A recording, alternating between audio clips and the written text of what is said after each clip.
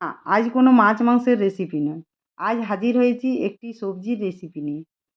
প্রথমে আলু, কুমড়ো, পটল একটু মিডিয়াম সাইজে কেটে নিয়েছি। কড়াই গরম করে পরিমাণ মতো তেল দিয়ে দেবো। তেল গরম হলে পটলগুলি দিয়ে নাড়াচাড়া করে লাল লাল করে ভেজে নেব।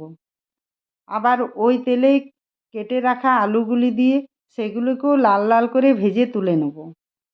কড়াইয়ে আবারও কিছুটা তেল দিয়ে পাঁচফোড়ন, শুকনো লঙ্কা ফোড়ন দিয়ে কুচিয়ে রাখা পেঁয়াজ দিয়ে দেবো।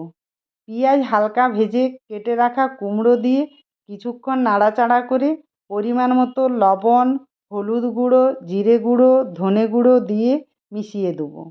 আগে থেকে বেটে রাখা আদা রসুন কাঁচা লঙ্কার পেস্ট 1 চামচ দিয়ে দেবো।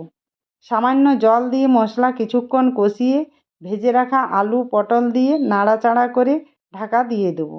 এবার মিনিট 10 পর ঢাকা খুলে নাড়াচাড়া করে মিশিয়ে নামিয়ে নিলেই তৈরি আমাদের এই সবজির রেসিপি। কেমন লাগলো বন্ধুরা আমার এই আজকের রেসিপি? কমেন্টে জানিও। ভালো লাগলে লাইক শেয়ার সাবস্ক্রাইব করে পাশে